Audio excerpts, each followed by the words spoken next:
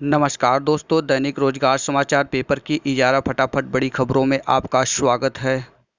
इजारा फटाफट बड़ी खबरों को देखने से पहले आपसे गुजारिश है कि देव एकेडमी को सब्सक्राइब जरूर करिएगा। वीडियो अच्छा लगे तो लाइक शेयर कमेंट करना ना भूलिएगा दोस्तों। सभी 75 जिलों की वरीयता भर सकेंगे अभ्यर्थी। 69,000 शिक्षक भर्ती के 500 रुपये शुल्क सामान्य और ओबीसी के लिए लगाया गया है। वहीं 200 रुपये एससी और एसटी के लिए लगाया गया है। दिव्यांगों के लिए निःशुल्क फीस है। यहीं बात कर लेते हैं कि क्या क्या आपको ले जाना पड़ेगा काउंसलिंग के दौरान। काउंसलिंग में अपने प्रमाण पत्रों की मूल कॉपी का सत्यापन करवाना होगा। साथ ही सभी शैक्षिक अभिलेखों की 2 सेट छाया प्रति व फोटो तैयार कर लेंगे। ये स्व प्रमाणित होना चाहिए। बेसिक शिक्षा परिषद प्रयागराज पद नाम से बना बैंक ड्राफ्ट भी होना चाहिए। 69,000 शिक्षक भर्ती के कई सवाल। आवेदनों ने मांगी राहत। जब फॉर्म भरा था तब कुंवारे थे, शादी के बाद अब जिला बदल गया है। निवास प्रमाण पत्र क्या दूसरे जिले का लगाना पड़ेगा? हम फॉर्म में शिक्षा मित्र का कोड भरना भूल गए थे, तो क्या हमको लाभ नहीं मिलेगा? फोन नंबर क्या बदला जा सकेगा? क्या किसी भी तरह का संशोधन नहीं होगा? ये और ऐसे ही कई सवाल 69,000 शिक्षक भर्ती के अभ्यर्थियों के मन में उठ रहे हैं। अब जब आदेश जारी हो चुका है तो साफ है कि केवल मोबाइल नंबर में ही संशोधन हो सकेगा, अन्य विवरण में संशोधन संभव नहीं होगा। शिक्षक भर्ती में लिखित परीक्षा के समय लिए गए विवरण ही मान्य होंगे। उस समय का फोन नंबर यदि बदल गया होगा तो उसे संशोधित किया जा सकेगा। लेकिन कई ऐसे अभ्यर्थी हैं जिन्होंने अपने श्रेणी सही नहीं भरी है। एक शिक्षा मित्र ने अपनी श्रेणी नहीं भरी, जब वह परेशान है कि उन्हें वेटेज का लाभ मिलेगा या नहीं। वहीं कुछ ऐसे नाम की वर्तनी या फिर सरनेम में दिक्कत है। इसी तहत कुछ उस समय डीएड व अन्य परीक्षा में अपेयरिंग अभ्यर्थी थे, लेकिन अब उनकी डिग्री मिल चुकी है क्योंकि टीटी 2018 के रिजल्ट में संशोधन हुए और अभ्यर्थी के नंबर बाद में बढ़ गए। तो सवाल यह है कि क्या उनके नंबरों का संशोधन वेबसाइट पर कैसे होगा? अधिकारी कुछ भी मोबाइल से बच रहे हैं, अधिकारी कुछ भी बोलने से बच रहे हैं, लेकिन अभ्यर्थी परेशान है क्योंकि यदि संशोधन का मौका नहीं मिला तो इसकी जांच भर्ती पर आना तय है। इसकी आंच भर्ती पर आना तय है। 68,500 शिक्षक भर्ती में भी लिखित परीक्षा में दिए गए विवरण का ही इस्तेमाल किया गया था, लेकिन बाद में कई याचिकाएं दायर हुई है।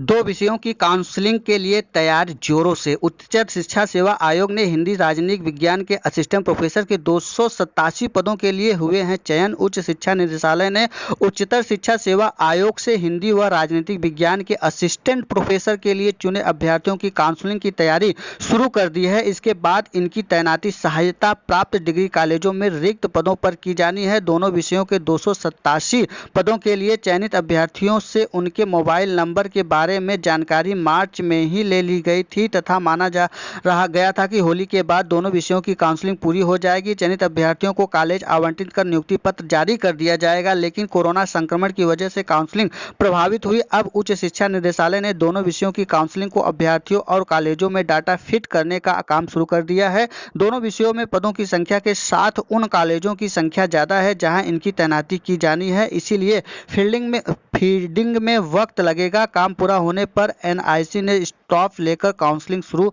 की जाएगी।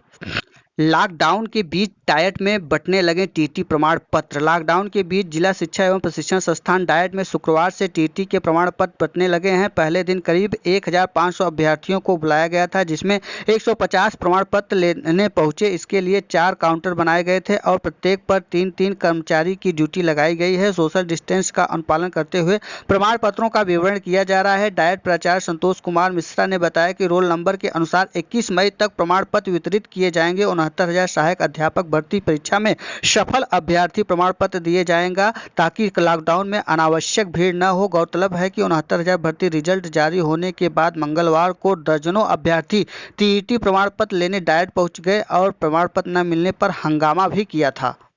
पीसीएस 2020 की आवेदन तिथि 2 जून तक बढ़ा दी गई है। लोक सेवा आयोग ने पीसीएस, एसीएफ एवं आरएफओ परीक्षा 2020 के ऑनलाइन आवेदन की अंतिम तिथि बढ़ा दी है। प्रतियोगी छात्र लॉकडाउन की वजह से तिथि बढ़ाने की मांग कर रहे थे। परीक्षा नियंत्रक अरविंद मिश्र ने बताया कि अब इसके लिए 2 जून तक शुल्क जमा किया जा सकेगा। इलाहाबाद विश्वविद्यालय में 3 अगस्त से प्रवेश परीक्षाएं होंगी। प्रवेश प्रकोष्ठ ने स्नातक, परास्नातक, विधि सहित अन्य कोर्स की प्रवेश की तिथियां घोषित की। पीजी की प्रवेश परीक्षा 10 से 14 के बीच होगा। वहीं बीएड, एमएड, एमबीए की 11 से 14 के बीच परीक्षा होगा। वहीं स्नातक की प्रवेश परीक्षा 3 और 4 को होगी। आईपीएस की परीक्षा 6 और 7 को होगी। वहीं विधि के लिए 5 और 8 को होगी। वहीं क्रेट की तिथि अभी तय नहीं किया गया है। 10,000 से अधिक हुए हैं आवेदन।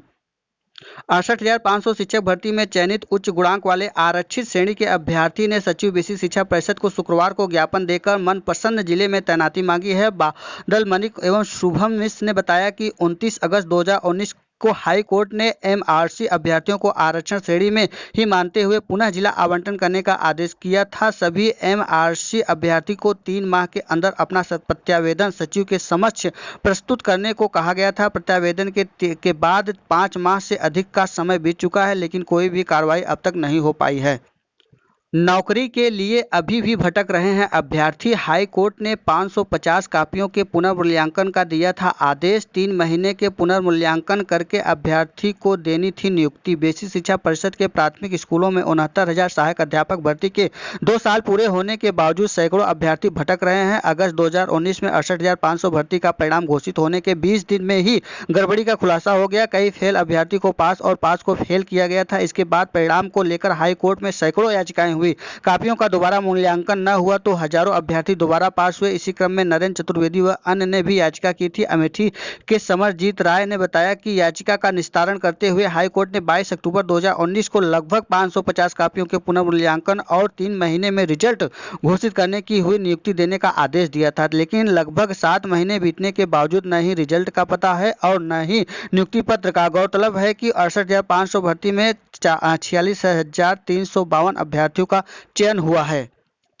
मुश्किलों को हराकर शिक्षा मित्रों ने हासिल की अपनी मंजिल। 69,000 शिक्षक भर्ती में 8,018 शिक्षा मित्र भी हुए सफल। शिक्षक थे 40,000 पाते थे, शिक्षा मित्र बने तो 10,000 पाने लगे हैं। कोई मजदूरी करके तो कोई सब्जी बेचकर पाल रहा है पेट। 45 से 49 साल की उम्र में सुपर टेस्ट पास कर पाए मंजिल।